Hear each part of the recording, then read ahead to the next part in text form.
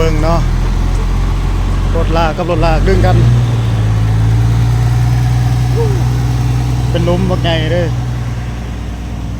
มาสิขึ้นเด้อบ่ดึงทางหน้าเด้อดึงถอยขึ้นได้เด้อบ่ตัวบ่หัวลงหลายเลยรถติดยาวเลย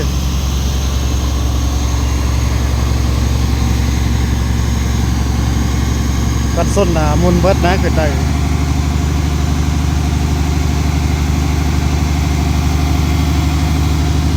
ลองเบิ่งเอาพร้อมแล้วลุยขึ้นเอาคือบ่ไปทางหลัง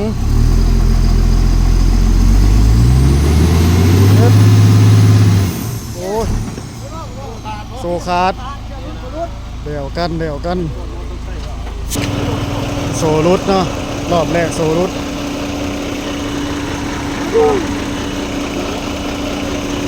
นึกว่าขาดถึงเมื่อบ่ไรอย่างนี้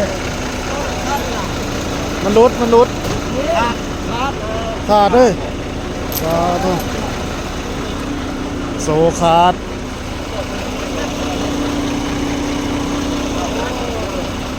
ได้ก็ตัวเดียวแล้ว2มาเบิ่งรอบ2ว่ะเต้ยใส่เต้ยเอารถกันสัตว์เป็นลายเนาะ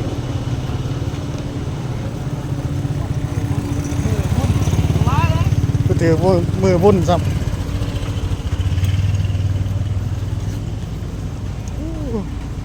ไปบ่ได้กันยางเอาก็มียางเมื่อย่างจนเมื่อยไปแล้วมันไกลเนาะรอบ2มารับรอตรงๆเนี่ย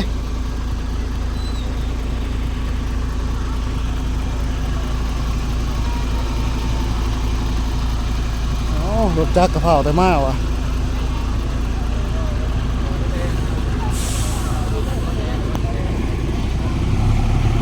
มา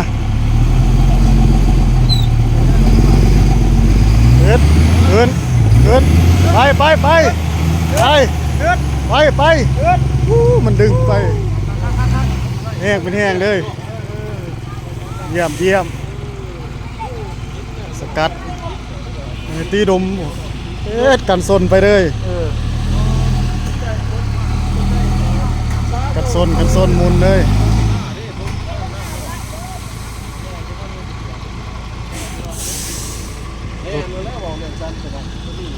ปีจีนมาเห็ดลุ่มใส่ลายปีนี่บ่ไรหรอกขึ้นได้เลยเนาะเดี๋ยวถอยรถให้รถน้อยไปบันกัดซนไปแล้วเก็บเอาไปตาบ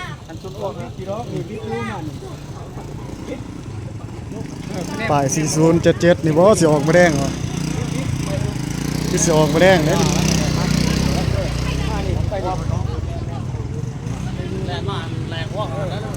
คนบอกได้ๆมาถือมือมุ่น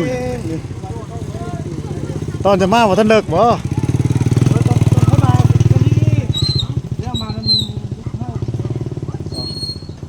น้องซูเปอร์